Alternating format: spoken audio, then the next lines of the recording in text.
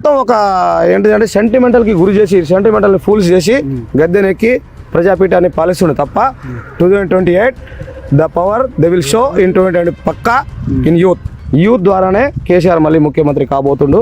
ఇదే మా దయాకర్ రావు మళ్ళీ మినిస్టర్. కాంగ్రెస్ గవర్నమెంట్ లో యూరియా దొరుకుతుందా?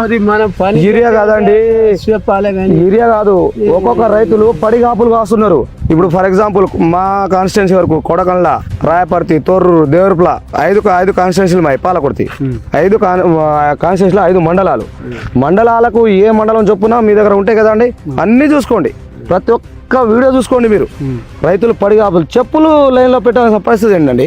సరే అవన్నీ పోనీయండి, దొరికిందో దొరకలేదో తీసుకున్నామో. ఒక ఎకరానికి 7-8 క్వింటాల వచ్చే పత్తి 4 క్వింటాల కూడా దిగుబడి రాలేదు.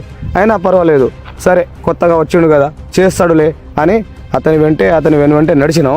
ఇప్పుడు ఆయనది మొత్తం దొంగ పాలన, దొంగ వ్యవహారం. ఏ ఒక్క రైతు ఎట్లా బాధపడుతుండు చెప్పేది నువ్వు. శాటిలైట్ ద్వారానో క్యాంపెయిన్ ఏదో చేసి చూసి రైతు బంధు చేస్తాను అని వాడు రావాలి, ప్రజల్లో ఉండాలి, రైతు బాధ దగ్గరుండి తెలుసుకోవాలి. ఈ యూరియా బుకింగ్ చేసుకోవడం ఏందండి మరి విచిత్రంగా. ఫోన్లో చెప్తాను కదా, యూరియా యాప్, ఫర్టిలైజర్ యాప్ అనేది ఏందండి, ఎప్పుడైనా చూసినామా? ఇటువంటి దుష్ట పాలన జరిపిస్తుండు, ఇటువంటి దుష్ట శక్తి ప్రజల్లో పెంచుతుండు. కానీ ప్రజలందరూ చూస్తుర్రు, గమనిస్తుర్రు. తన తల రాతను తలదన్నే రోజు వస్తుంది.